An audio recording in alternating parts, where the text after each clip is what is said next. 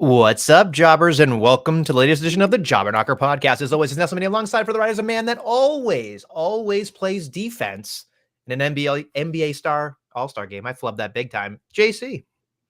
Nobody plays defense in all-star games, Adam. Come on. It has become a mockery, though, like a legit mockery.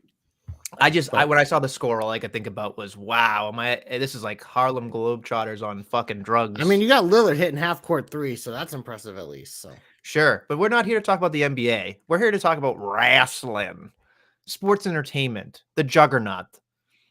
So we have a lot to talk about. We got Elimination Chamber on Saturday, I believe. Is it Saturday? At 5 a.m. Eastern Standard Time here in the States. So it's on Saturday morning at 5 o'clock, not Sunday for us. Okay. Yeah. This is going to be something else. I mean, this is, Danny. Are you waking up for it? Fuck no. I mean, unless my son wakes up at 5 o'clock, then I'll just have him sit. But the problem is I can't have my son watch Elimination Chamber. Why not? That's bad parenting. Much like Becky Lynch and Seth Rollins 2 weeks ago talking about how they're like, I have to explain to my daughter why my husband wants to beat up Maui, or like how, like, never mind, it's a whole thing. She said a whole thing last week and I just didn't even bother with it because you guys say I'd say too much stuff about Becky Lynch. So she's a bad parent in terms of her character, not as a person, though.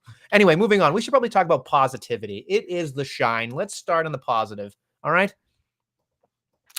Yeah, so I'm looking at this week. It was an interesting week. I thought there was some good quality matches this week. And I'm going to start over on SmackDown with the men's, I almost called it Money in the Bank, Elimination Chamber qualifiers, because for one, there was a few botches in this match, but it didn't bother me. But Logan Paul and The Miz, I thought, put on a great TV match. I think KO and Dom did as well, but it was kind of cool to see Logan Paul wrestle on free TV because they made a big deal about how he hasn't done that on SmackDown, which I didn't realize, but it makes sense. And this was kind of like him and The Miz have that sort of little chemistry going on, so it was nice to see them kind of revamp their thing, and they let them go. I mean, this was I think a 3-segger, but I really enjoyed this. This is probably my favorite match of the week, but I did really also enjoy KO and Dom because, I mean, look, Dom is he's just a perfect guy for someone to beat up. So I just love watching Dom get beat up, like you said, and I think KO does a great job. I was surprised that Logan and KO ended up winning those matches, as we talked about. I thought they were going to cost each other those matches. I was just dreaming, obviously, because clearly they needed to put those guys in there for the kaboom of the week, as we talk about. So, yeah, I mean, having R-Truth out there thinking KO is Miz, and then KO wins anyway because Dom wants the chair. That was hysterical stuff. Of course, we talk about just watching Logan Paul in general. Again, not necessarily the shiniest person in the ring, not necessarily the most polished person in the ring, but man, what a raw talent. What a way to get everybody interested. And again, you can say what you want about the guy, top of the hour. That's the proof in the pudding right there. Whoever's at top of the hour, that's their person, right? Like that's the hot hand. That's what they're trying to get across. And that's what it is. So I thought that was wonderful. And again, it just makes perfect sense. We're headed our way to Australia Saturday morning, 5 o'clock. Nobody's going to watch this fucking thing live unless you're a fucking crazy person. There's a lot of people who are probably up at 5, but some people with their kids will turn it on and stuff like that. I don't think I'll be waking up because I am working the night before. So yeah, there's no fucking way you're doing it. No way. Is anybody in the chat going to actually watch this live? Come on. Tell me true. Like Stoop has kids. I mean, when I wake up, I'll put on whatever's on, which will probably be the back half of it. So I mean, it's going to be 3 hours, right? So by the time 8 o'clock rolls around, you're going to be like, hey, it's cool. But it's going to be, I mean, that we talked about this. Now that it's on a streaming service, it doesn't really matter as long as they get the click. Like, it doesn't matter when it happens. Well, I mean, the show's all about, they're literally going to Australia. And so it has to be within this is what you get when you go to different parts of the world, is like the American audience suffers, but they're trying to become a global brand, even more so than they already are. So that's what they're doing. That global phenomenon. That's hard to say. Anyway, I'm going to talk about something that I thought was absolutely stellar, and I thought very super positive. I was watching Monday Night Raw, and after a certain match, we'll talk about. I don't know how you feel about it, but we'll see where you go with it.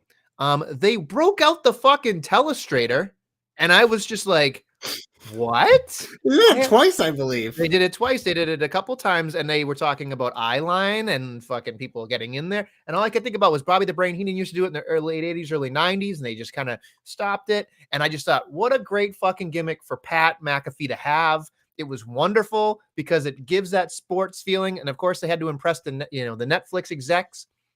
But again, We talk about the lighting changes, the way they're trying to present a different product on, at least on Raw, it seems they're presenting a different product, it seems.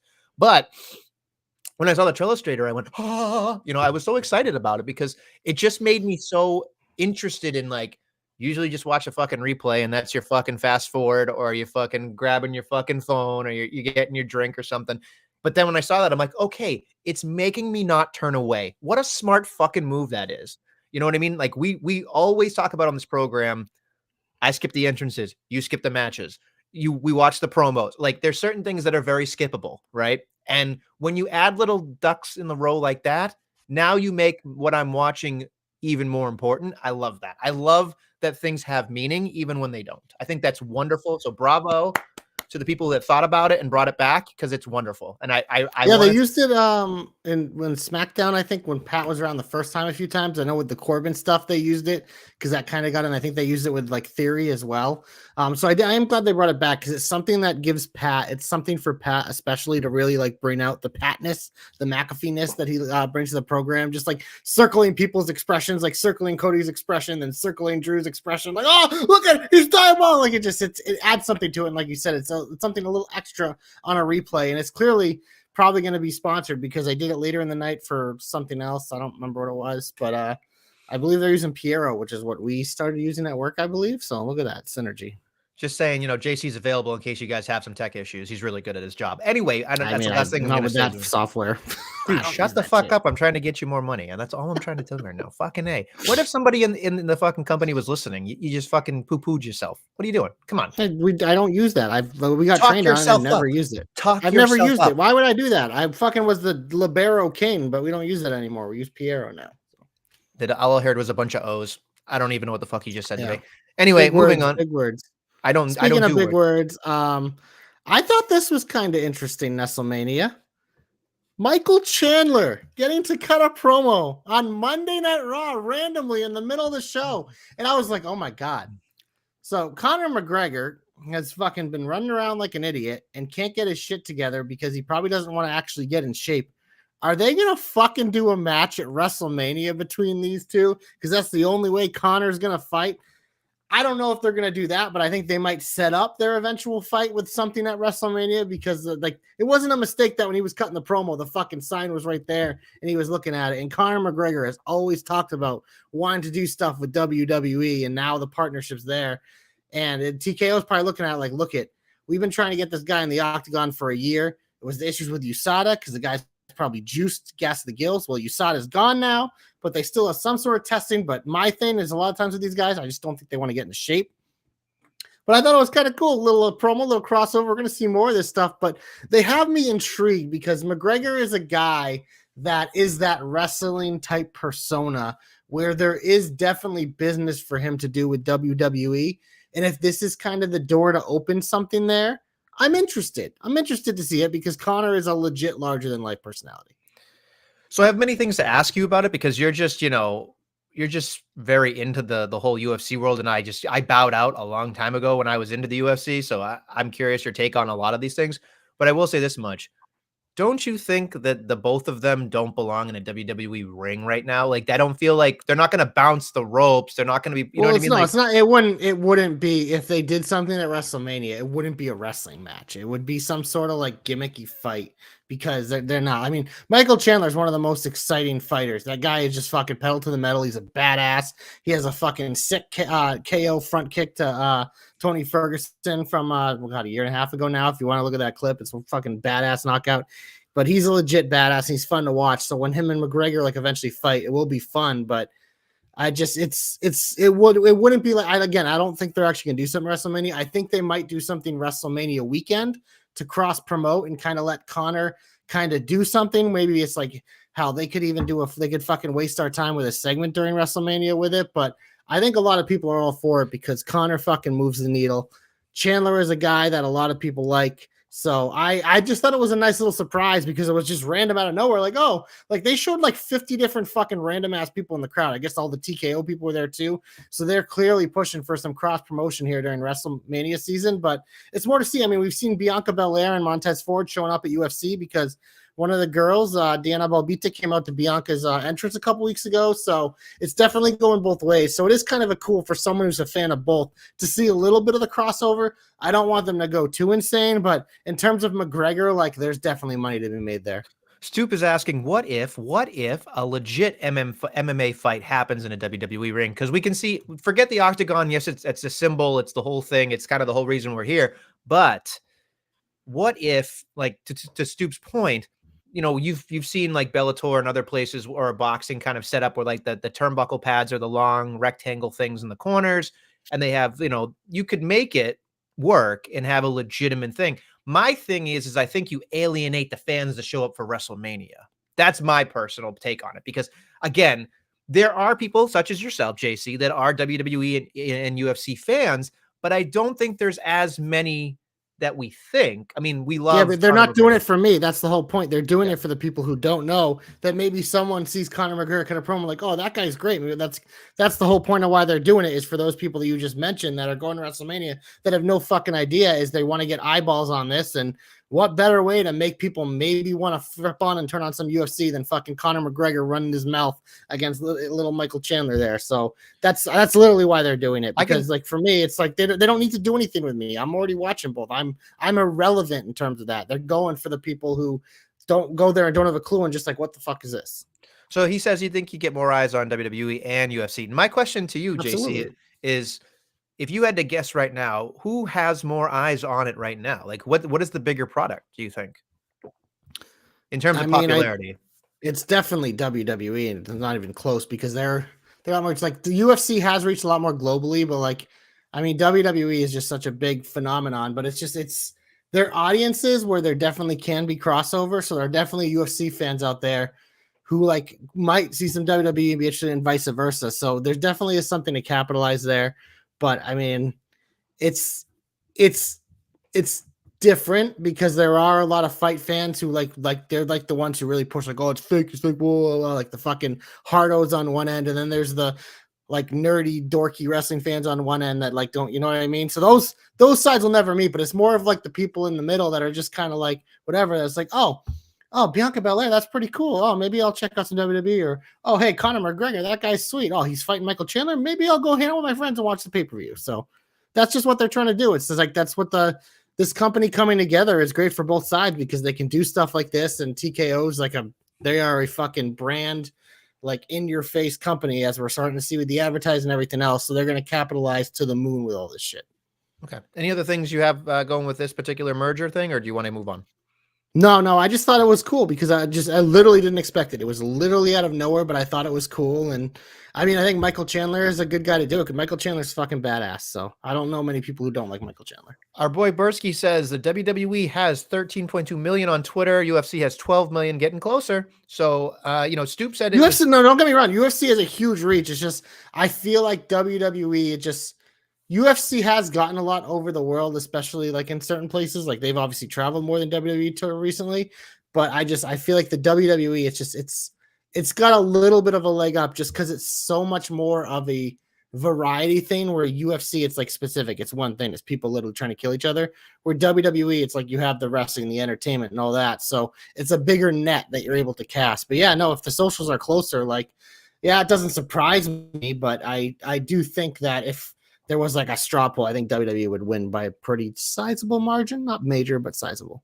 I will say one thing that the WWE doesn't do as well as the UFC, at least in my opinion, is just the way that they brand the UFC, as well as the fact is the sponsorship element of it. They've got their leg up. They've done years of that sponsorship elements and doing things on the mat and just having those relationships already built. And we've seen in the last year how being part of TKO and having the UFC rub for the WWE has created so many things. Because how many times we hear Triple H go, oh, another monumental night for the WWE with sponsorship and sponsored matches. Yeah. But yeah, and you're gonna see more of that because, like you said, you look at a UFC octagon, it's like it's just like everywhere, literally everywhere. Just so it's that's definitely something that picked up big time when TKO took over for them too. So it's gonna get, if you're not a fan of advertising like being everywhere, well, I got news for you. Sorry, it's happening in all sports, but it's gonna happen real quick in wrestling because these guys are no joke with this shit. All right. Anything else that you'd like to talk about that was shine worthy? That's a no. I'm curious. Well, no. So I enjoyed the Cody Drew matches and the Gunther Jay matches. And I'm curious your take on this because you're always a big fan of like you can't have the same thing in the same show. Not only did we have like the same type of finish in the same show, front and the end, it was with the exact same fucking people. So that's why for me it was like it was tough because obviously I love the callback with Solo on Cody doing it again because it sets it up in the back with Seth. Like I think that was necessary, but having Jay and Gunther the same week and having Jimmy cost him as well, it felt like a lot of it. But I think that was kind of the point, just the bloodline kind of flexing their muscles. But I don't know. I enjoyed both the matches. I thought they were both very good matches. My favorite part actually of all of it was freaking during Jey Uso's entrance, McAfee going nuts and Gunther just turning around staring at him and Pat slowly going like this. And I was like, now I need a Gunther Pat McAfee match. Like it just like, so for me, like that was the A+ highlight of the month. But I did love Drew pinning Cody too, because I think the way we're looking at it is we're expecting Drew to win that chamber. He's going to get his third shot at Seth. But this I think is a big deal for Drew, even though he took advantage of bloodline shit. I think that's good for his character because Cole was all over that.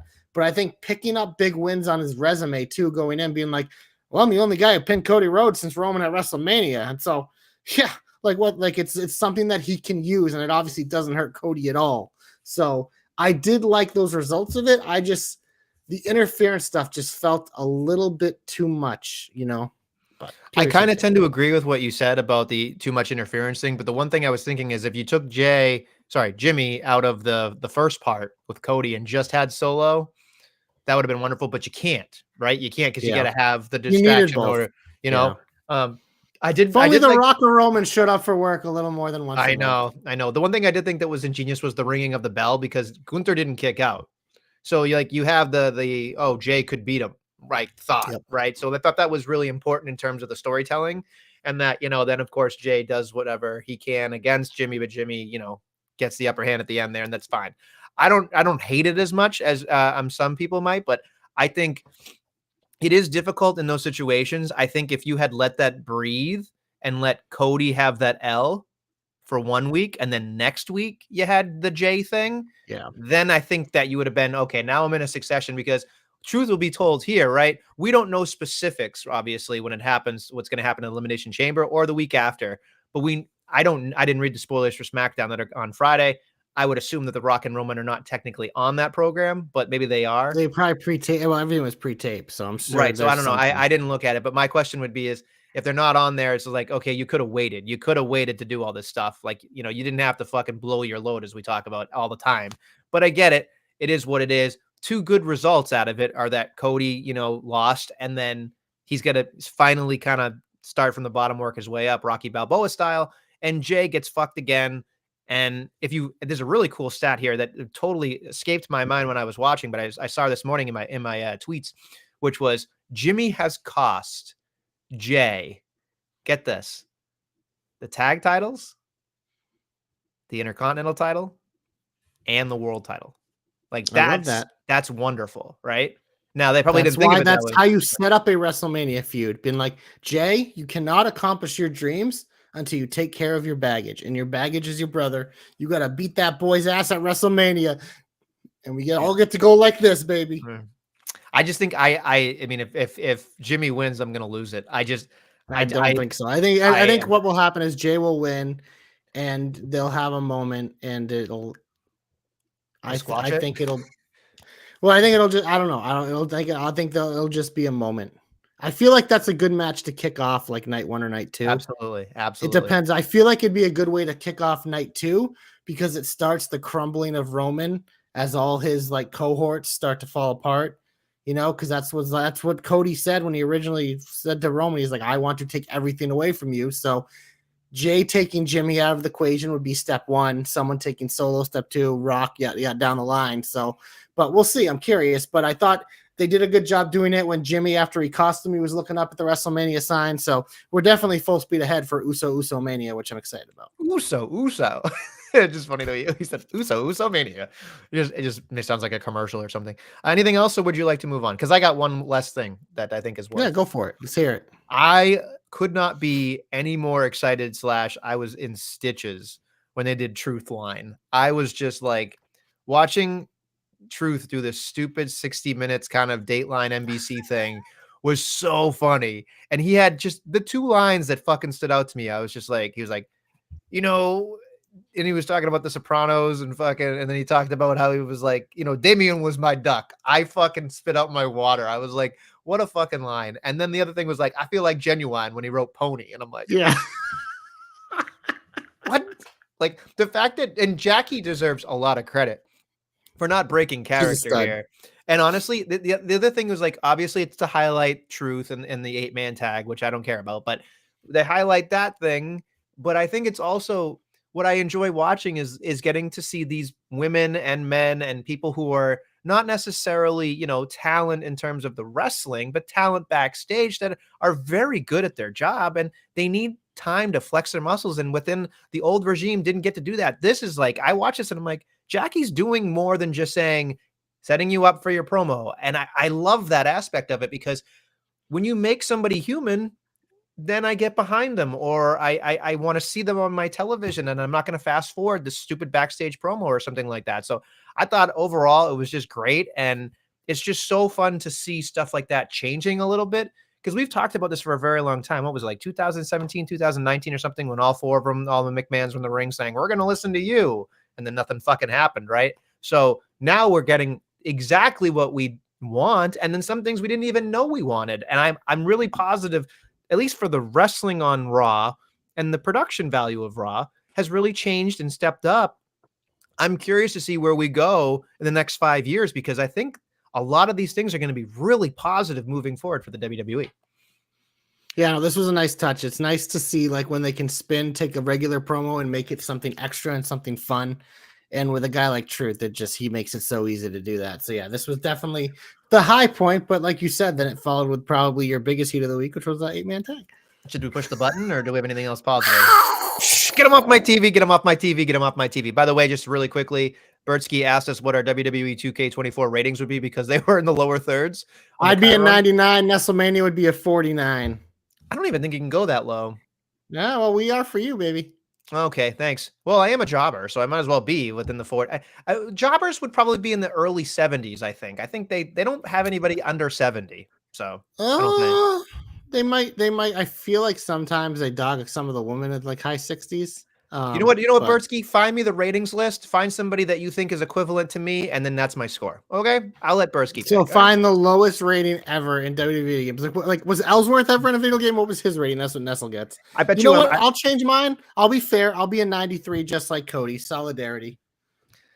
You know what? I agree with Danny Grimwood. You need to get the fucking neck tat and the fucking platinum blonde hair and your fucking bathrobe. And how do you know I don't have the nightmare as my tramp stamp on the back there? I'll ask all of your Tinder dates next time. I'm going to vet them. Anyway, moving. Tinder, bro. Or Bumble. You used to Bumble, right? Bzz. Yeah, you still Bumble. Not really. I hate dating apps. Let's be right back for the end of the show. He's going to go look it up. I love it. Bertsky's awesome. All right. So anyway, getting into the 8-man tag, what a fucking mess that thing was. It is what it is. I mean, the crowd went on fire for Truth, but the rest of it was just nonsense. It didn't make any fucking sense. I saw everybody running around, beating each other up, and it was just like, my brain felt like I was on overdrive. I couldn't deal with this stuff. This is why I don't like multi-person tag matches. It was kind of cool to see Awesome Truth and DX team up, though. It was, especially since, they didn't get along back in the day, but that's okay. That was actually, so that was one of the best parts of going back to the promo of like, it's not Triple H, not Shawn Michaels as their lower thirds. That fucking killed me. Yeah, it's great stuff. But anyway, it's just, again, I'm glad that Truth got what he could out of it. I'm glad that Priest won and then they looked dominant at the end. And I thought to myself, do you think this is the end of this little charade or is it we're going to continue? I never say never, but it feels like this was hopefully the final, because it feels like they really dragged it out because it got good, but it's like maybe it's time to take a breather. You can call back to it every now and then, but I think it's time for everyone involved to probably do different things, but we'll see. We will see. Anything else that you thought was, not so hot?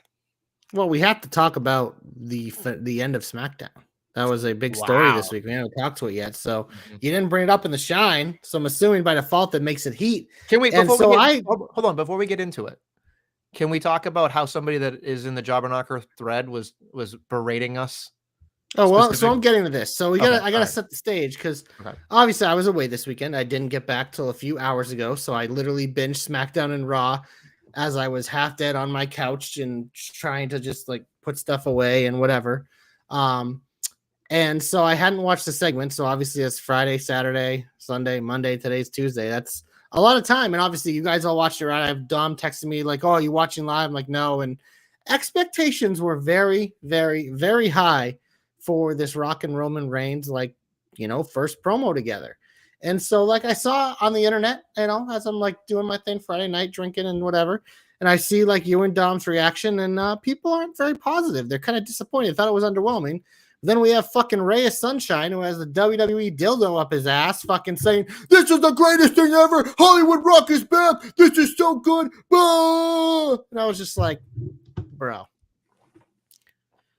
you got those chicken nuggets so far up to your sphincter. They're coming out your nose and you're fucking peeing WWE popcorn and ice cream bars. I love you, Ray, but good Lord. So I finally got to it today on Tuesday, and I was underwhelmed. Because The Rock came out. I'm like, okay. Because here's the thing about The Rock, and I kind of said this to Dom on text. He always has had a lot of corn. He's very corny. And especially in the Attitude Era, that fucking worked. Nowadays, like when you do the corn, it has to be delivered in a different way. And The Rock was still doing this like it was fucking whatever year it was back then. And it's The Rock, so we forgive it. Like, obviously, it's cool to fucking see The Rock because we never get to see The Rock, and he's a big fucking deal. But I'm watching and I'm like, I wanted more from this, especially with Roman, who's so good at like being that like larger than life serious character. I was like, I feel like that Rock is tied to his leg and dragging him down a little bit here. So I was underwhelmed. I was truly underwhelmed. There was definitely some good pieces that I liked, but the biggest issue with the promo is it made no fucking sense. And I saw literally everyone say, it's like, Rock, do you not get that Cody won the Rumble, which is how he gets the match? He's not crying for a rematch. He literally gets it because he earned it, you dumb fuck. It just, that was my biggest issue. It's just, it made the promo, which I already wasn't in love with. It just, the fact that it made no sense. I'm like, okay, like this guy, like, does he even fucking watch fucking wrestling ever? No, he has no fucking idea how anything works. So can I play? I can't believe I'm doing this. Can I play devil's advocate for just 1 second? Sure. Okay. So at one point, I forget what, a couple weeks ago or a couple months ago, you were telling me about, remember how I was saying something about the AJ Styles being upset with LA Knight? And you were talking about like, that's just the way life is. Sometimes you have misplaced anger and all that nonsense, right? And I was like, you fucking kind of, you fucking twist my arm on that one. Anyway. Oh no, AJ Styles was upset that LA Knight took his spot when he was gone. Yeah. But I didn't like it, and you made sense of it, even though I didn't think it was, I thought it was garbage. I'm going to attempt to do something similar to what you just said. Good luck. But I know I again, grasping at straws here because I'm in your camp. I'm trying to make good television or good streaming here. Are you cosplaying as Ray on this podcast? Well, I couldn't cosplay as Ray because look at this dome up here. I got a full fucking head of lettuce, and that guy looks like a fucking cue ball. So it is what it is. So hair whatever. shamer, Nestlemania. Not my fault. Lack of hair shamer in this case. Not my fault. He looks like George Costanza. It's not my fault. I'm a good looking man. He looks like a cue ball with glasses. It's just is what it is. You look like I thought the Photoshop the Backcracker did last week. That's kind of what you look like with your fucking Ray-Ban in your forehead. Yeah, the LeVar Burton, if you will. Yes. But that man's got some wicked smooth skin and awesome looks. So you know what? I love him. Reading Rainbow #awesome. So I'm just saying, I just love LeVar Burton. Anyway, moving on to what I was originally going to say. Backing up for a moment.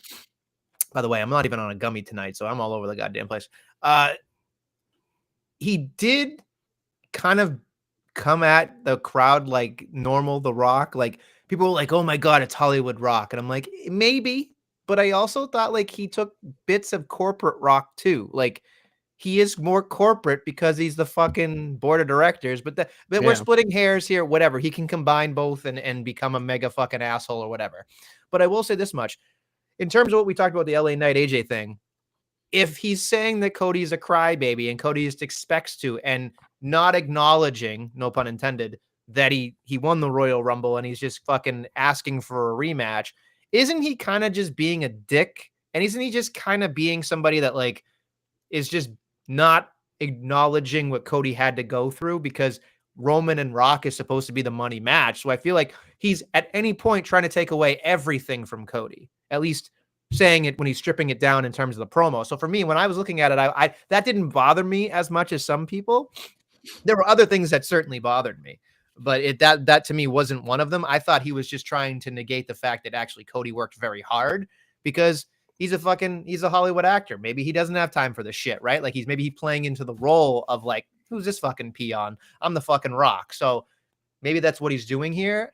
If he's not, and if it was, he didn't do a very good job at presenting and it. I think the issue does become sometimes in WWE, they do a better job than anybody else of reminding us things and hand holding us repeatedly. But there are times where they do skip the fast forward button. And I feel like with this clunkiness of Cody in, Cody out, Rock in, Rock out, Rock's back, Rock's doing this fucking whatever, there is a clunkiness factor to it. And I think that's what's leaving some people kind of schismed in some kind of way when it comes to Cody's team. Schism's back? No, knock it off. You know what I mean? But it is interesting to me because there were things that I thought were positives, right? Like you can say he pointed at Roman saying, "Loser, I'm going to make sure that you have nothing left." And if you looked at the very end of SmackDown, he fucking puts up the fucking L with the 1. And all I could think about was, he's not putting up the number 1. So maybe he is talking about Roman. Maybe he is working somehow with Cody to fuck this entire thing up. Like I think that's, and the other thing too is like he said this one line where he said, Cody's story is finishing, our story is just beginning. And I took that from not just at face value, because Roman Reigns said, like, you got to listen closely here, folks, because we're going to give you a lot of information. He actually said that, which I thought was hilarious, because in my mind, when he said it, it was like, hey, idiots, read between the lines, you dumbasses, because here comes your fucking filet mignon, you fucking fast food bitches. And he fucking said, Cody's story is finishing, which made me think, okay, Cody's winning that fucking title and Rock is going to go towards Roman. Like, that's what he's implying here. Not for next year. And that's fine. But that's what they should do. And I know, I agree with you. I think we're going to get what we want, but we're so disconjointed from Royal Rumble till now that it's putting us in this weird, like, vortex of, like, The Rock to me did subtly say some things, but I think the issue is he didn't give me enough meat on the bone for me to even give a shit, because they didn't make it feel as big as they were trying to make it feel. Like, exactly. They made it seem like it was a big deal. They tried to sell us it was a big deal, but it wasn't a big enough deal that The Rock was in the bloodline. Like, there wasn't a signature line or anything that made me feel like this is. They didn't do a ceremony. Like, it was one of those things. Yeah. Like, I feel like they said it, but it's like, are they going to do a ceremony? Like when they, with the bloodline, like that we've seen it with Roman do ceremonies with the Usos and stuff, and with Solo. It's just, so it felt like I was expecting more of that, like more of them, and then more of them together. But this was literally like Roman came out, did his thing, acknowledged me, took his fucking 8-hour entrance, prayed around the ring. Then he literally just handed it to Rock, and Roman didn't do anything again. It's just like, I think what a lot of people were expecting was just more of like to see them as the team. And I'm sure we'll get that going forward. I don't know when, because who knows when those two will show up for work again. But I think people wanted more of that. And it felt more of like two individual parties just kind of there. And The Rock, like he wore like a goofy shirt, like, oh, look at me. And he had like his one-line zingers and he went back and forth with the crowd, which that stuff's fun. Like, I have no problem with that. It's just like, they both individually said like, yeah, Rock is in the bloodline, but it's just like they didn't come across as a cohesive front. And that to me made it just seem like a lot of the stuff they were saying like kind of just fall hollow. So it just, I feel like they didn't really accomplish much. Like they literally just said, yeah, Rock is in the bloodline. Okay. And what? Like, you said like tonight's going to change everything. We're going to right the ship. We're going to fix it. What did you fix? Cody's still getting his match at Mania. You didn't change anything. You promised you were going to fix something. You didn't do shit. So I think that's the biggest issue with this segment is it just like it didn't deliver anything of what they said. And like when you set stuff up like that, people are going to be disappointed when you don't deliver. That's literally part of it. Like that's why if you're going to hype something up, better make it fucking good. Because if not, You open yourself up to get needled. One more thing before we move on, and I'm curious, people, in the chat or anybody listening, just let us know how you feel. But I'm curious what JC feels about this. The Rock did, his fucking herpes slapping nonsense, and then like all these other congratulations, just set a record for Trailer Park Trash, all this stuff but like the one thing, The Rock is very entertaining, clearly one of the most entertaining people in the world. 100%. But my question to you is, when I saw what he did after the cameras were rolling and he kind of like was nice to people again, I thought that took me out of it, because I feel like we live in an age now where MJF sticks to the fucking character, whatever he's doing, right? Like, I use him as a high example here because the dude's committed to whatever he's doing, whether it's a babyface or heel. And I don't think MJF in that role, not that he would ever be in that role, but MJF in that role wouldn't have fucking gone from one to the other. I think he would have committed to the role. I feel like The Rock, because he's The Rock, is just like, haha, I'm having a good time and whatever. I feel like in order for this to be as monumental as everybody's trying to make it, that he needs to commit from a point of view of like, I am not going to make anybody laugh. I am not going to do anything entertaining in that aspect of it. I'm going to have a clear-cut motive. I'm going to say what I need to say, and I don't care if they're not cheering me. I don't care. I want to be the fucking bad guy. But I think the issue is they're teeter-tottering tightrope walking here, because he's going to turn on Roman in a month or whatever, and then we're back to the fucking races of like, yay, it's The Rock, which is fine, but I think in order for that to happen, that domino needs to fall a certain way, and I want more commitment from The Rock in terms of his character. That's just me. But I agree with you, but it ain't gonna happen. No, it's not gonna happen, because he's The Rock. He's too big of he's too big of the public figure. Like, he's literally a boss. He runs freaking he's part of running the United Football League. Like, just all these things. It's just he's like, and it makes it tough, because you have to, as a wrestling fan, try to just keep it to what you see on screen. But it's so impossible in today's day and age with all the exposure we have for everything. It makes it so much harder for these guys. That's why you get guys like The Miz. Like, even though they're such a great heel, it's like you see all the good shit he does afterwards, and you can't help but be like, okay, I like this guy. And that's why, like, you get natural babyface turns there. But it is hard. And that's why a guy like MJF is special, because he like literally makes it. And even like all the people that are super close to him and friends like him keep the gimmick going. Like, fucking Cody's a big brother to him, but Cody says he's an asshole. Like, FTR goes with the gimmick like he's the worst person in the world. Like, it just, like, everyone kind of keeps up the gimmick for him too. But it's just, with The Rock, it's just not a possibility, because this guy, he's just he's like legitimately like a top 5 star in the world. Like, it's a different animal. And I think that's part of the reason why this is going to be a challenge too, is because there's going to be that little bit of believability that is tough to wrap our heads around, and it's just like, as long as like they do his best. I felt like he did commit to try to really do it on Friday, so I applaud that.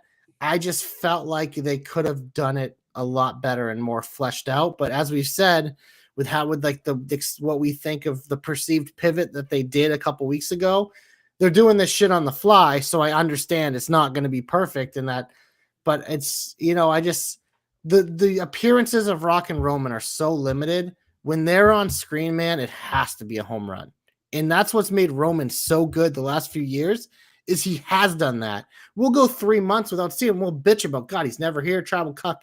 He'll show up for one fucking SmackDown, do fucking one backstage segment and one in promo, run rain promo, and we'll be like, oh my God, Roman's the fucking greatest. Mm-hmm. So it's just like, The Rock has to keep that level with Roman for this to really be nailed, and they didn't do that Friday. Okay. All right. Anything else that you thought was negative? I don't really have much negative, but things that I just really didn't. I don't know. It's the problem with the Chambers this year is I feel like we kind of knew everyone who was going to be in it, and I saw our boy Guthrie say this on Twitter too, and I kind of agree. It's like this has felt like Becky and Rhea collision course forever, so it really has taken away from the other cool stories in this match. Because it's just like Liv continues to like lay out her platform of why she's a fucking perfect opponent for Rhea. And it's just like, damn, but we're not going to get it. You know what I mean? And obviously they had Raquel come back and she won after the brutal injury or disease, whatever she had going on. She's back. She's in there. So it's a pretty stacked one. I mean, you got Stratton in there. You got Naomi who just came back in there, and then obviously Bianca. Like it's a star-studded chamber, but it feels like it's just an automatic Becky. So it kind of takes some of the excitement out of it.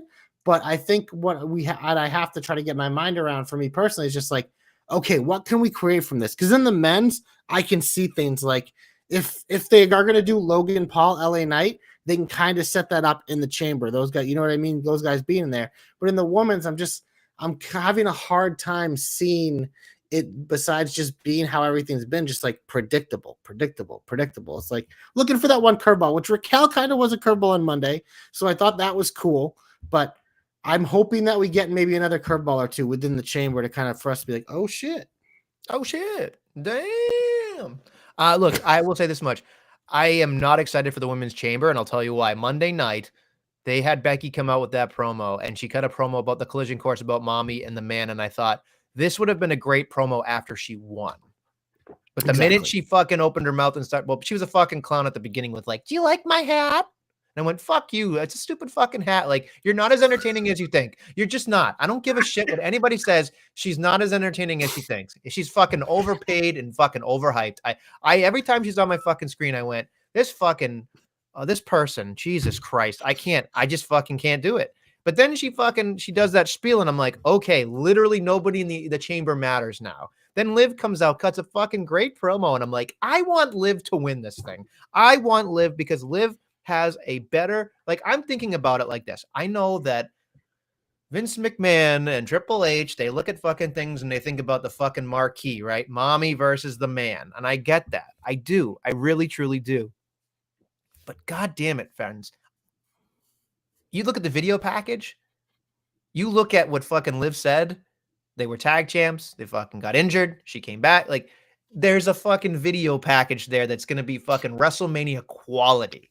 But they're not going to go that route. They're going to give it to the fucking man because she's the fucking whatever.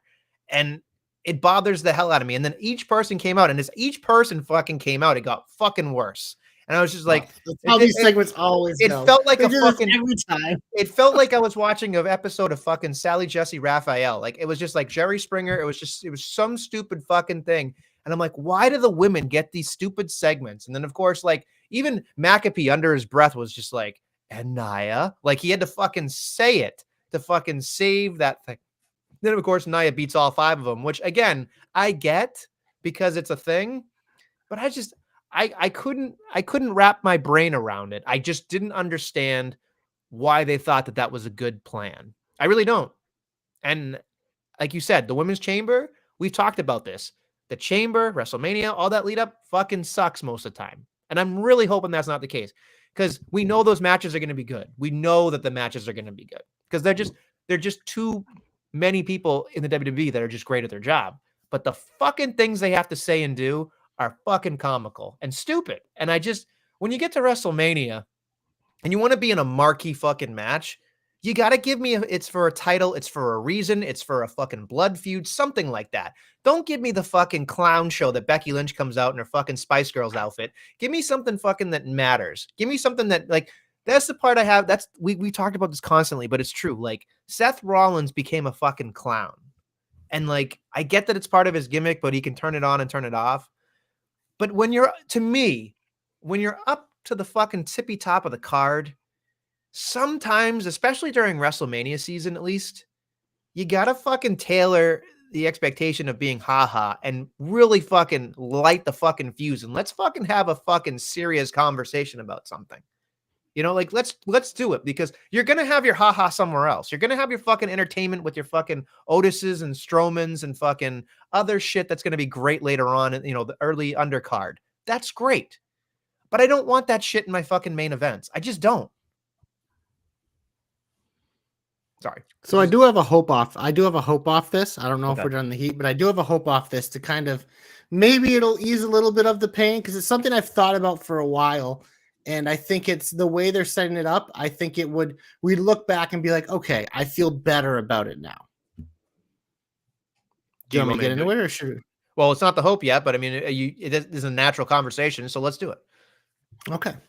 So obviously we know they're doing Becky and Rhea at Mania for all the reasons that you said. It is a marquee match. It is the big name thing. They've kept them apart on purpose, but The one thing about WrestleMania is that it always feels like whoever the challenger is has to win.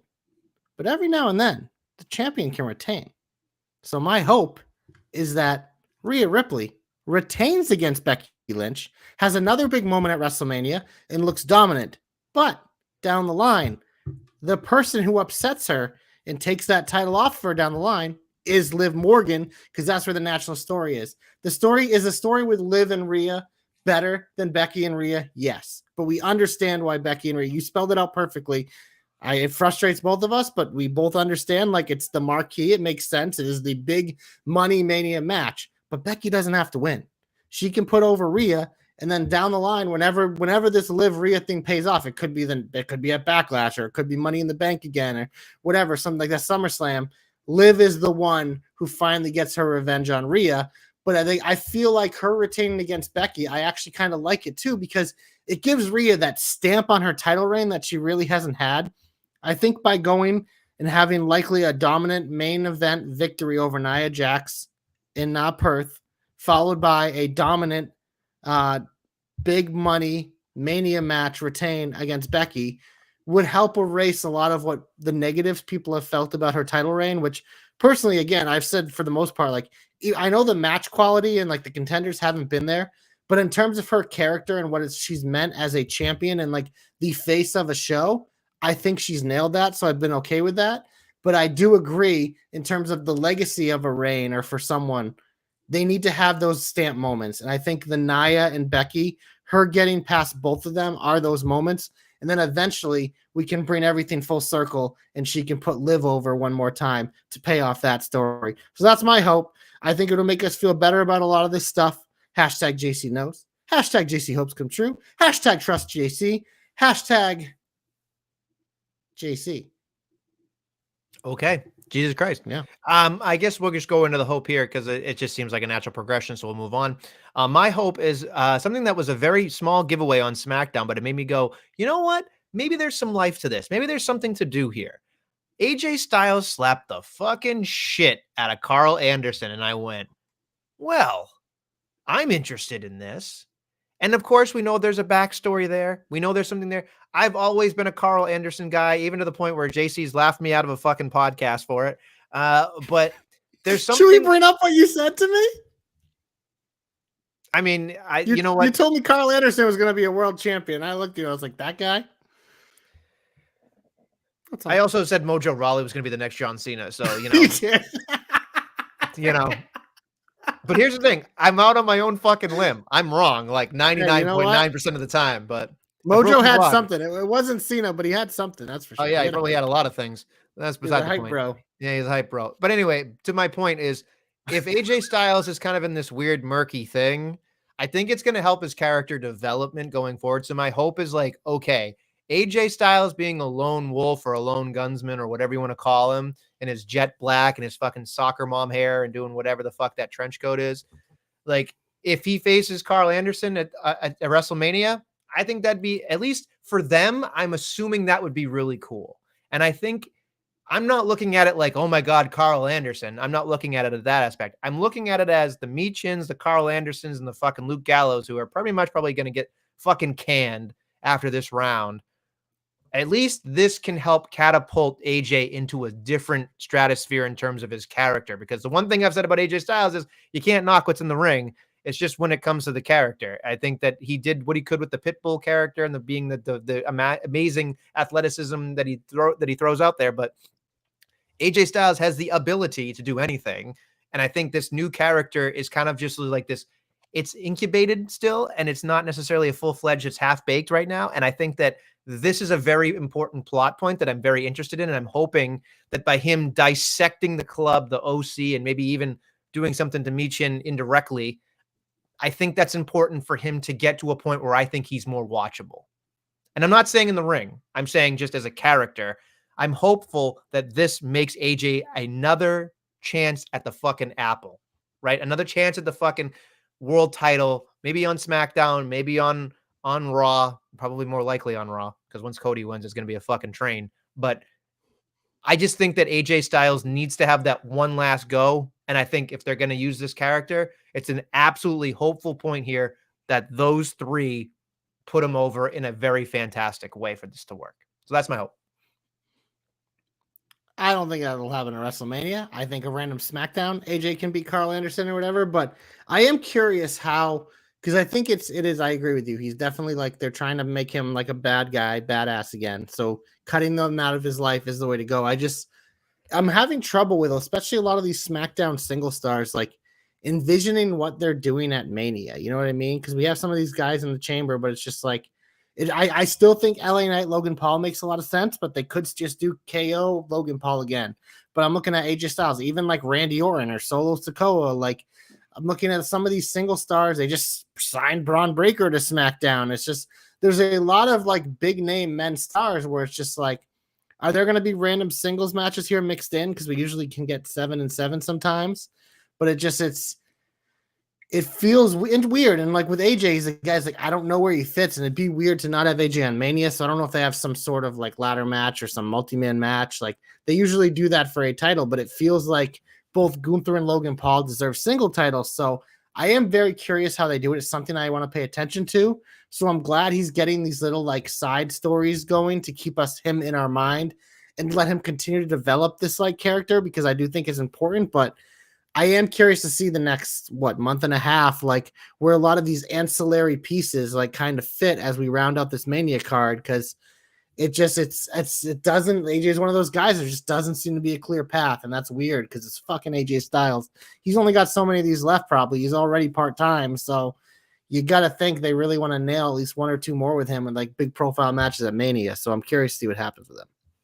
There's a lot of people that are going to be left out of Mania. I think I would be surprised. I think I'm going to say it right now. I hope I'm wrong. Braun Breaker smells like he is going to be the fucking Andre the Giant Memorial Battle Royal winner. Like that. I feel they've been doing that on like SmackDown though. So I know. Yeah. So it's so weird. I don't know. It's just such a weird thing. Like I feel like I wish there was a way. Maybe they can set up like number 1 contender matches or something. Like there's got to be a way to get some of these guys involved. But it's just the random singles matches are always tough too. It's like we kind of need to set up a story here. But I don't know. It feels like also that the women are going to get more opportunities than they have, which means less men matches, which I'm very for. Like I would love to see like Bianca and Jade you know what I mean? Like a couple non-title matches for the woman, because I think that's important. And there's a lot of women that deserve it. But I mean, it's one of those things like we always like laugh and say like the Andre the Giants are a waste of time. The reason why I don't think they are, because I think it allows a lot of people a chance to just at least be there. And there's always people that deserve that for the whole year that work their asses off that should be there. And it's a chance for people to have a little shine and a little moment, as silly as it seems. So I'm hoping there's opportunities, but for a guy like AJ, it just feels weird because it feels like he's a guy that still should have a singles match this year. So yeah, we'll see. I don't know. Okay. Well, it's going to be a weird Mania for sure, I think, going forward, but we'll get there. Let's talk about our comebacks then, shall we? Oh, thank you for saying that, Adam, because that brings me to JC's meat match of the week. It also brings JC's comeback, and that is Chad Gable, who's the fucking man. He bounced back in a big way this week with a big win over Ivar, and you know what, man? He had that momentum with the crowd again. You felt again. It's like, oh, yeah. We kind of like hit pause on his chase of Gunther in the Intercontinental Championship, and now that Jay's had his shot, and Jay kind of seems on his way, Jimmy, it's like, well, we don't know who's facing Gunther at Mania / I've always said Chad Gable seems like one of the guys that could do it, and he was so close last time, came just short, and he like cut the promo being like, I will be back. I'm going to start from the bottom and go up. And this felt like part of the Gable resurgence. Just felt because it felt like a lot of people were excited. The crowd was into it. It's just like he started to get that magic back a little bit. And I'm like, man, could there be an opportunity where he could be the guy? Could he be the guy? So he's getting my comeback this week because I'm just glad to have that feeling, because like I said, I'm trying to figure out where everyone fits going into Mania. I'm trying to think like, what do I want to see? Who do I want to see challenge Gunther? He's pretty much, now he's beating Jay, he's beating everyone. Sammy had that promo, which it seems like he could be setting himself up for Gunther. But so I like that there's contenders here. I'm curious to see how it plays out because there's a lot of deserving people, but I thought this was a big standout comeback for Chad Gable. He did it mano a mano, took down the big bad Ivar. So he's getting my comeback this week. I was going to say Sami Zayn seems like the shoe-in for Gunther, and I think he's going to win. I think it sucks because I feel like, I'm not saying Sammy's a waste, but I think Sammy's above the Intercontinental title now. I feel like, to me, Sammy is world champion or bust. We've already had him as the IC champion a bunch of times. Maybe that's because, we're stuck in the vortex of, we can't have particular people who are no longer with the company for obvious reasons. And Gunther wanted to fight them and now they're not there. And they're scrambling and they want to have a big match. But I don't know. I think Gable's a perfect person that could really enjoy that IC title reign. There are other people like Jay that would deserve it as well. But again, like you talked about, it's just, there's so many things that are happening that are just kind of like everybody's cooking, but this is a weird thing to say. Everybody's cooking, but nobody's really standing out past the people we already know stand out. Like, to me, there's a lot of people who deserve chances and spots, but they all do. And there's not somebody that's like head and shoulders above the rest. Like, there are people who are staples in WrestleMania and need to be there, but I'm looking at the undercard going like, that Logan Paul match seems like it's going to be a ladder match with 8 dudes because he keeps asking for challengers. And I feel like fucking that would be one way to set it up. And Nick Aldis feels like a guy like he's just like, okay, fuckface, like, here you go. And so I think that because Gunther in a ladder match makes no fucking sense, especially if he loses that way. That would be the fucking worst. You want to see someone. Yeah, whoever, I feel like Gunther's reign has to win in a definitive pin. They can't do a cop out because it's got to be a big like moment. Like, so it feels like obviously the Mania stage makes sense for that. So Sammy and Gable definitely feel like that, but he's another one I could see being one of the few that actually retains at Mania. Like, I feel like if it's him and Sammy, I could see him retain that Mania to continue to knock Sammy down. Because like you said, I think the real goal for Sammy here is that overcoming and like building towards a world title again. So having another stopgap, like he's been a great Intercontinental champion in the past. Like he's done it, and it'd be great to see him as a champion again. But I feel like the loss almost does him more. So if I feel like they want a winner at Mania, I think it's more the Chad Gable lane. So I am curious how this plays out because obviously, like you said, Brock Lesnar, he's not there anymore, and that was clearly where they were looking to go with Gunther. So it's there's a spot open for someone there. All right, moving on to my comeback. I'm going to give it to the man bun, Karrion Kross. Just kidding. Just when I saw that man bun, it made me go, what the fuck? Like, what a great entrance. And then the man bun happened, and I thought, what a fucking turd. Hair shamer. Yep, exactly. Like, if I so here's my thing. You don't think I'm a menacing human being anyway, but the minute you see a fucking man bun, right? The minute you see a man bun, I say to myself, that person's not tough. Like, I don't give a shit. You're not tough. You're just not. And that's whatever. But then they took on big body Javi, which that's my real comeback this week, because when I thought that man was in obscurity and he just fucking showed up on SmackDown and I went, big body Javi, that dude's got a great future. I hope they continue to use him, but it seems like he's not on fucking NXT ever. He hasn't been NXT in a long time. It's weird. And they didn't even call him Big Body Javi on SmackDown. It was Javier Bernal and then some dude I've never heard of who I've seen on NXT before. But it made me feel like I was excited to see him and I was like, why aren't we using him? He's great. But they don't fucking use him. So, but I was so excited to see him. And then that man bun, my brain wanted to explode. Like, it was past the fucking, okay, he went from a bald psychopath to fucking cool hair to the fucking man bun. And I went like, you're supposed to be menacing. What the fuck are you doing? But I try not to shame. This must have been a very, a bunch of Nestlemania emotions in this segment because it was a jobber alert, which you love. You always want more jobber matches. Yep. But it was with AOP, who you don't like, with Karrion Kross's man bun, but it also had Big Body Javi. So it must have just been pulling on your emotions. Because for me, I was like, sweet, I get to watch AOP do their fucking 3 moves of doom and just fucking squash people. I love it. These fucking big meaty men. Like, this was almost the meat match of the week. This was the jobber meat match of the week, so to speak, was AOP versus this was guys. clearance. Clearance. This was the what do they call it in the fucking grocery store when the fucking the chef special or whatever the fuck it's called.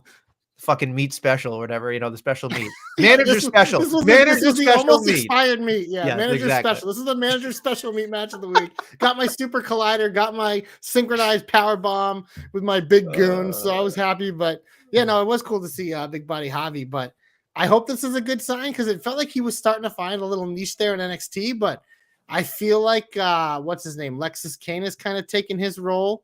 Like as a more serious, contender type role of it, but with that little comedy, annoying pain in the ass that everyone hates. Mm-hmm. So it feels like maybe they're trying to figure something out with Javi, but it was nice to see him get a chance to be on SmackDown because I think usually when they do stuff like that, it means that there's someone they do want to invest in. So hopefully he gets a shot. You can say anything you want about it, but yeah, it's going to be a rough go. But anyway, we should get over to the big old finish. We got our Elimination Chamber predictions. I can't even talk. I'm so tired. We should probably glance over AEW, I guess, if you really We'll want do that to. after Chamber. We'll start here on SmackDown because that is before. It's already pre-taped, like you said, but we have Dunn and Bate taking on Dom and JD McDonough. We have the Street Profits versus You Down with AOP? Yeah, you know me. We have Braun Breaker's debut, so maybe he'll squash Big Body Javi. And then we have LA Knight, yeah, versus Drew McIntyre, and what I would think is the main event. I would think so, but again, these are things that just like, why? What are we doing? But Well, it is. I like that we got Street Profits AOP. I like that we have Breaker's debut because they're separate from the pay-per-view. I don't really love McIntyre and LA Knight. Yeah, having the match, but whatever. It is I think they're really trying to pump Drew up because they're getting him ready to like feel like he deserves to be against Seth. So Yeah, I mean, look, I don't mind it. It's just I don't think it's necessary personally, but it is what it is. So we do have 2 matches on Raw as well scheduled. One I'm excited for is a street fight between The New Day and Imperium. And then we have a match that I am not excited for, Sami Zayn versus Shinsuke Nakamura. yeah, when I saw that, I went, really? Like, I know that Shinsuke is going to get a big dub here, but like, really? Really? I don't know. I don't know, J Boats. I don't know. Something. Should we go to the chamber? Let's do it. Let's get healthy and happy about this kind of thing on 5 a.m. on a Saturday fucking morning. Sorry. It's not all about you, Adam. Think about the people of Australia. This is I don't give a shit about you. Their toilets go in reverse. You think the world revolves around Nestlemania. That is a sad world if it does. But we're not going to start with matches. We're going to get the predictions. But I feel like we got to at least hit on the Grayson Waller effect and our expectations for it because we know Cody and Seth are his guests. In a dream world, Rock and Roman are there, and we get it. In a more likely world, I think it's Paul Heyman, Jimmy Uso, and Solo Sikoa. I wouldn't even be surprised. I mean, Seth can't really wrestle, so I guess they can't do like an impromptu tag. But it's the one thing for me on this card is obviously because Bronson Reed and Indy Hartwell didn't qualify. Grayson Waller is like the only like Aussie on the card, and he's not even wrestling. So it feels like there could be something impromptu here to kind of do that, but I think that's the one miss here is like not being able to highlight your Australian stars besides Grayson here in any way, which is kind of a bummer, but I get it. It's Mania season and the big guns have to be in. Like Raquel and Bobby had to be in the chamber. It makes sense. So I get it, but that was weird to me, but I'm curious what you think about this segment. If you think it'll just be a fun thing with this, set up more bloodline bullshit with the ancillary pieces, or if The Rock or Roman make the trip. I think that The Rock shows up. I think The Rock definitely. I think The Rock shows up. I think The Rock sets the table, no pun intended, for what we're about to him. I would say there is in my head, a 15-20% chance that Roman Reigns shows up too. But I think it's to lay the groundwork for the tag match for night 1. But I would even go as far as, and this is what scares me because you said it last week, and I feel like you put it out in the universe, not me for once, which was like, please, Cody, don't get injured. Please, Cody, don't do something stupid. I know. But he's also a fucking maniac. So I feel like, and they can't really hurt Seth. So they don't want to, but it just feels like I could see them attacking Seth and Cody and fucking annihilating them, like putting them through tables or fucking oohing and fucking all sorts of shit. And fucking just laying waste to them and being like, okay, like they're going to have to fight from the bottom and we're off and running. What we're probably going to get is a fucking handshake from Heyman to fucking put the fucking thing over, and that's it. And I'm going to be really disappointed because I feel like the people of Australia deserve something really cool.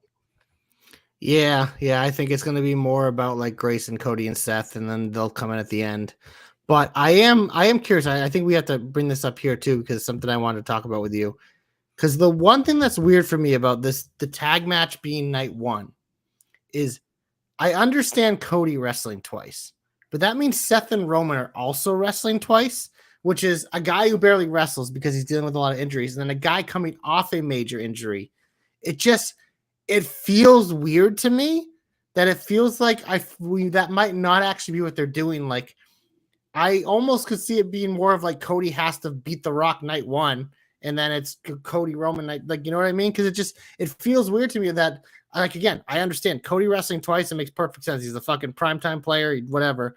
But Seth coming off that injury and Roman, the guy who's wrestled like freaking twice in this calendar year, it just feels weird that they're gonna have them. And again, in a tag match, you can do less, but it's like The Rock ain't fucking carrying this match, so that's a lot to put on Roman. So I'm just curious what you think of that, because I've been thinking about that, and I'm like, I feel like there's something else going on here, because I don't know if it's as much of a layup as we think. I would think, based on that trailer with all 4 of them, that it needs to happen somehow, some way. Now, I can entertain your thought, but I think for me, and maybe it's the legacy of WrestleMania, right? Like fucking Bret Hart had to wrestle twice at WrestleMania 10, fucking 20, or I don't know if it was 20 or 20. Somebody had to do the double work with Daniel Bryan, like at 30. Like, I don't know if it's just like the 10s fucking, have the fucking babyface fight twice, but I feel like that's passe. I feel like that's kind of already been done. I don't think that's important, because having The Rock put like The Rock versus Roman is something they'll do next year. But I feel like if The Rock got involved and said like, "Oh, put up your WrestleMania spot on the line, you fucking pussy," like, oh, he'd see something fucking stupid like that, and then it'd be like, if they did that to Cody, that makes Cody look like a fucking moron. Like, you can say he's trying to be a fucking good guy and fucking whatever, but like, well, that's why I think like it's one of those, because the way they set it up, like, is The Rock has power. The Rock can fix these things. The Rock can go over people's head.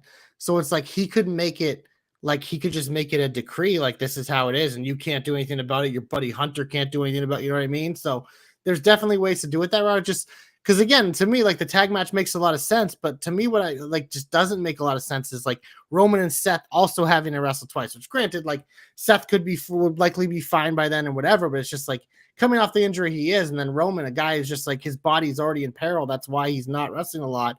And then The Rock ain't gonna carry a match with Cody in a tag match. So it's a weird dynamic to me. There's obviously there's ways to do it, because that match is going to be a lot more about pomp and circumstance, but it was just something that I was thinking about that I just wanted to put out there just to like kind of see how this develops, because I don't think this is a sure thing as we all think. I'm curious if they maybe got something, a surprise for us, which would be cool, but who knows? I mean, I would love the tag match having implications for the main event, in terms of like, if Seth and Cody win, then that means that their bloodline, it cannot be, involved or whatever, or like Roman Reigns wins and they can pick the fucking stipulation. Like, I think that would be helpful, making it seem like it's even bigger steps and bigger stakes.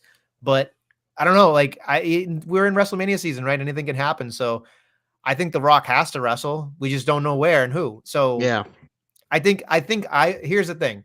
I feel more comfortable with the idea of The Rock wrestling a tag match at WrestleMania than The Rock wrestling a WrestleMania main event when he probably hasn't put in enough time to do it.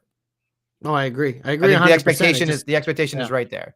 So my concern, like I said, is just with the other two, the two of the members of the Shield that still work for them. But we'll see how it plays out. We got this card to predict. We have 4 matches in Nestlemania.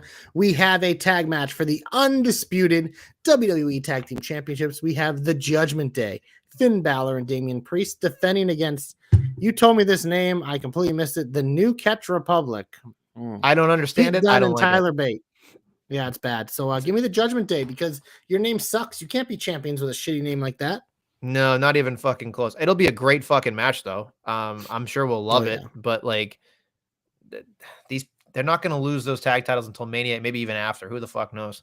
So yeah, no, if it feels like they're probably in for a multi-man match at Mania, and they'll probably lose them then, but we'll see. Then Nestlemania, we have an Elimination Chamber match for the Women's World Championship match at WrestleMania. We have Becky Lynch, Bianca Belair, Liv Morgan, Tiffany Stratton, Naomi, Raquel Rodriguez. We're probably both picking Becky here, but I am curious to see if there's anybody who gets involved or any chicanery. I'm assuming that Bianca's probably going to get a couple eliminations to look good. I could see Stratton maybe eliminating her to set up something down the line, but I am curious if something happens with Jade here that I think would be cool, but they'll probably leave that. But I think the one person they might have to get creative to eliminate is Bianca, but this feels like the Becky show, as we all expect. I mean, we're both picking Becky here. I think if it was smart, I can see your logic, and that seems to be the realm of possibility. Like, that's the most realistic thing I think that could be happening here, is that, like you said, Belair gets a lot of the pinfalls and stuff, but I could really see Liv Morgan and Becky Lynch being the final 2. I think I would like that, because of the way things have shaken out for me. Like, I love Naomi. I think she's done a great job in Impact, and she's like renewed everything. And she can, maybe this is her time she learned a fucking new hold and she came back, kind of thing. Like she's going to be, a breath of fresh air. Belair has kind of been there, done that. I'm not saying she's not cool. I'm just saying like this is not her year. She doesn't need the championship anyway to be a big deal. I did love the line about, you can't spell WrestleMania without EST. I thought that was cute, but you don't need that. Raquel, thanks for coming. You're just fucking filling a spot and probably doing something really cool. And then you just cursed her into eliminating everyone. Tiffy time. The more I watch of her, the more I know she's not ready to be the fucking champion. So I think that like clearly a fucking huge, road ahead of her, and she's going to do great things. But when I'm watching her right now, she's not ready for it. So I think that she's just in there to hit a fucking moonsault and it'll be wonderful. But yeah, I think that it's more realistic to me to make me on the edge of my seat to be like, holy shit, Liv might win. And I think that's important going forward, because Becky Lynch is just, if she steamrolls everybody, it's just going to add to my fucking disdain.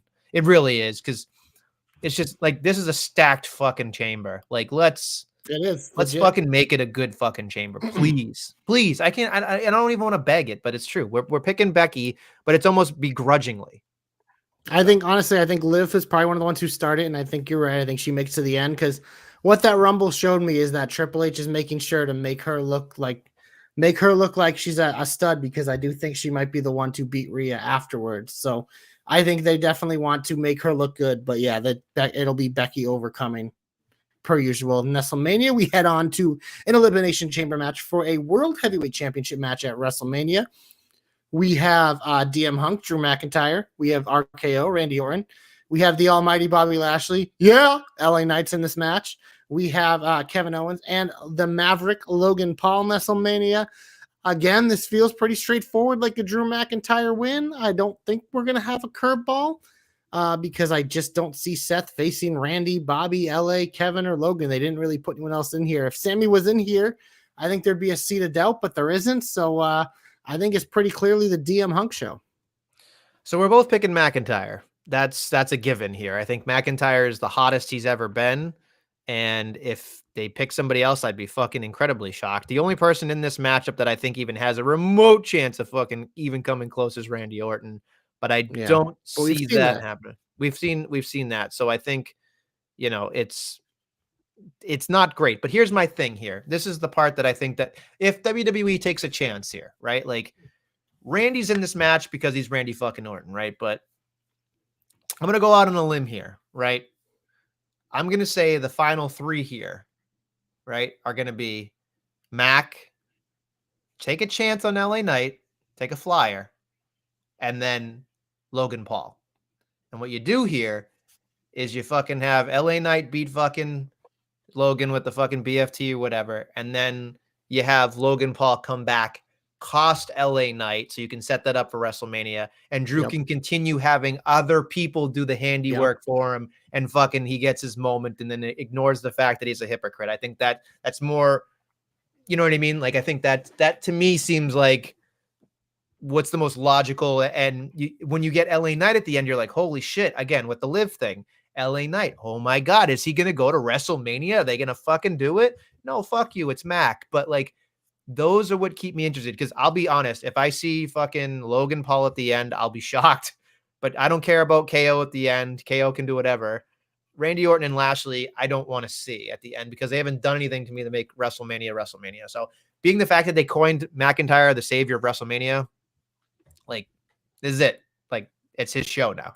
So that's just how I feel. And you laid it out perfectly, because I think LA Knight in this situation is the Liv, and that's a perfect way to set up that match, because to me, looking at it, like you said, the only other person believable that maybe they do it is LA Knight, just because it'd be a pretty big fucking cool thing. But yeah, no, I think we're getting the tease there. But Nestlemania, that brings us to the main event, a singles match for the Women's World Championship. Rhea Ripley in her hometown, in her home country, defends against Nia Jax. We're obviously picking Rhea, but this is pretty fucking cool. We are both picking Rhea. You know what crosses my mind? I know they won't do it, but if it goes on last, I say, fuck it. Let's go. Let's do it. She does the riptide from the second rope, and the fucking ring gives out. You want the ring to break? I think that'd be fucking awesome. Like, what Nothing would be a better visual to launch her into fucking WrestleMania than that. Not only did I beat fucking Nia Jax, I put her through the fucking mat. Like, think As about long as that. they let her, they do the 3 count on the broken reign. They don't like Yes. fucking pony bullshit. Yeah, Yes. I'm cool with it. Yes. I think that would be an amazing way to make her fucking like, that's a stud making moment right there. Not that she needs it, but it definitely would fucking enhance everything that she's done. Because honestly, like you Yeah. said, tomato cans across the board until now, at least in my opinion. But that's just Yeah, beside. no, you're right. These are the two. You need the 2 big fucking bullets here at the end here. Beat Nia, beat Rebecca, and now you solidified your reign. So Yeah. this is a pretty big important step, and I think it's kind of cool that she gets to do it in Perth. So, let's go. Let's go. All right. Should we piss through AEW real quickly? Yeah, you bring it up because I don't have it prepared. All right, here it is. I'm not even going to read what Ray put in with this like hilarious back and forth thing.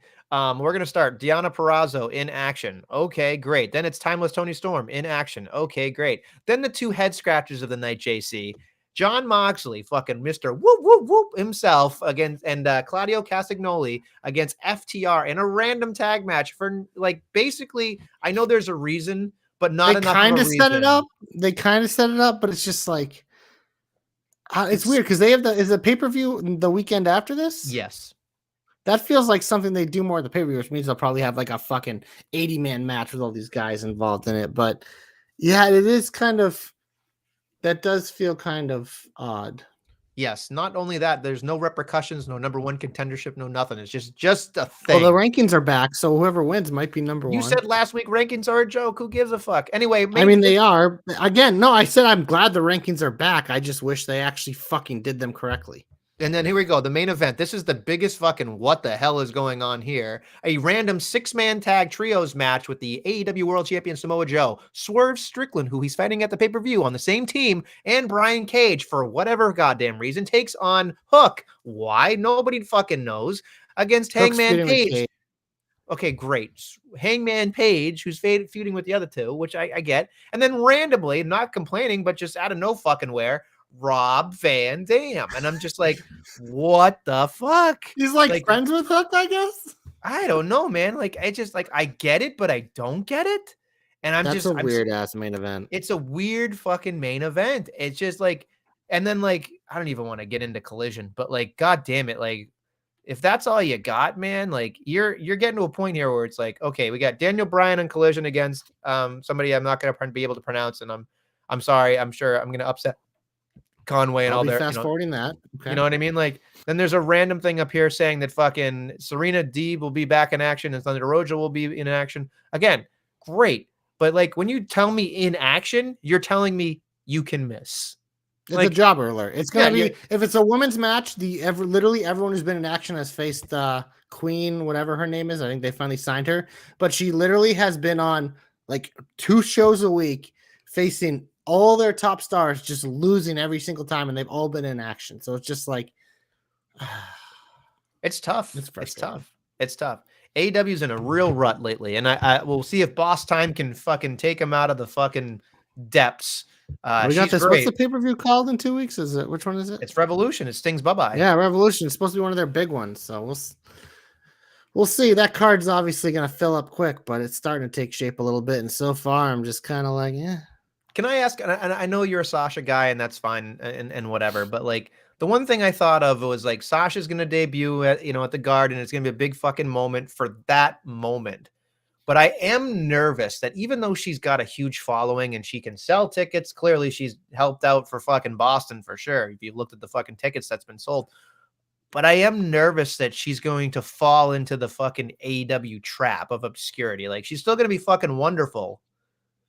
But like, there's been so many people that have gone there, and it's just like, yeah, she's don't different do though, anything. because in terms of that women's division, they're like, she's kind of been what they've been missing. Like, I think like Saraya, they were hoping could be that, but she just like, she can't consistently wrestle because they're being careful with her, which I think is smart. And I mean, Britt's just completely disappeared, and she was one of their biggest stars. Sheeta, they go so hot and cold with, and then like everyone else, it's just like Tony's been kind of carrying it. But I think you obviously brought in Deonna, who will be a nice workhorse, but Sasha's a different animal because she's just a bigger draw than all of them ever like have been. So it'll be interesting to see how it is, because I think no matter what she does, there'll be attention on it, which I think is helpful. I mean, we saw that when she did like the short time before she ended with the New Japan thing. Like she's selling out all these random shows like instantly just by being there with the I remember the San Jose show and stuff like that. So there's gonna be she's a different case than a lot of them, but I mean, like you're right. Like we've heard them sign big deal people in the men's, and they just kind of fade. But she's more, I think, on like, and in terms of the women's side, she's more on like the Moxley level. Like when you do a signing like that, it really does. Like no matter what she does, is going to be a big interest in it. Like Moxley, like we like to make fun of him, but everything he does is like major. Where it's like a lot of the other WWE signs, it's like, yeah, Swerve, like obviously he's elevated now, but like Swerve's nice, Andrade's nice, Miro's nice. Like these are nice additions, but they're not like top of the card like John Moxley was and Chris Jericho was. I think Sasha's more of that tier, especially in the women's division. So it'll be interesting because we know how Tony is with toys, but with the amount of money and stuff they're going to be playing, if it is a full-time thing, like she's going to be one of the centerpieces of that show, which I think is good for the women's division. But I mean, we've just seen AEW's inability, besides Tony Storm and Britt Baker, to struggle writing for the women. So that's more my concern. That's fair. Just wanted to know because you're a Sasha guy. I just want to make sure, you know. I mean, it is interesting. If that's what's truly happening in Boston, you know, it's maybe it's a Swerve and it's Okada, right? You know, but it is what it is. They need something. They need injection because, like, we've been shitting on AEW for months. It's just maybe those two are a nice jolt they need, and that kind of gets things together because it's especially since MJF has been gone, it has been tough. Can I just make a real point though about AEW that I think is it's nice to have with the working relationships from other people, but I feel like Okada would be a bigger deal had he not already been there for Forbidden Door. 100%. Same with Ospreay, right? And I love Ospreay, but it's just like that's the problem with like these things, and they've already. It's my biggest issue with AEW is like, and I understand why they do it, and I understand especially when Tony says he likes to do it for Rampage, is just bringing in people from other promotions. And I know your brother has been on here and says he loves that too, but I just wish like they keep that more of truly to the Rampages, because when they make all these things such a bigger part of Dynamite, I think it really hurts your roster. Like obviously the big stars are fine, but I think it really hurts your roster. And then when you have someone like MJF who takes up so much TV time gone, it's harder to fill his spot because you have all these people that have been signed to the roster that like have been usurped by like, oh, we're bringing in this person from AAA that we're trying to make a big deal, or New Japan. And just so I think obviously having like Ospreay full-time and Okada and Mercedes and all these people full-time, it should help because it's more stars that you can't keep off TV. But I still have the same concerns about the mid-card and the bottom of the roster. It's just like you have all these people employed that are good that we like seeing, but it's just like, what's going to happen to Ricky Starks now? He's just going to get pushed away. It's just like, that sucks. Ricky Starks is one of the main reasons I watch. He's really fucking good. He's a guy that should be at the top of your programming, but it's just, those are the guys that get pushed out when we get these random matches with, oh, Daniel Bryan and John Moxley want to fight the flavor of the month from Japan. It's just like, dude, you signed to AEW. Let's fight some AEW guys. Come on. Quite a conundrum. That's quite a conundrum. Yeah. Quite a conundrum. And again, like on Rampage, I think that's cool because that show sucks. So if you want to do that to get some viewers, cool idea. But do you do it on Dynamite too? Come on. I think they kill the pop is what it is for me. You know what I mean? Like they kill the pop. Yeah. And that's the hardest part is like, you can't put the pop back in. You know, you can't put it back in the box. Once it's out, it's out. Pop, the fun don't stop. Yeah, it's not Pringles, baby. I mean, it just is what it is. But it is what, anyway, we've talked an awful lot, so I think we should probably take it home. What do you think? All right. Well, on that note, thank you for listening and watching the Jobber Knocker podcast. We'll be back next week with some more Jobber Knockery.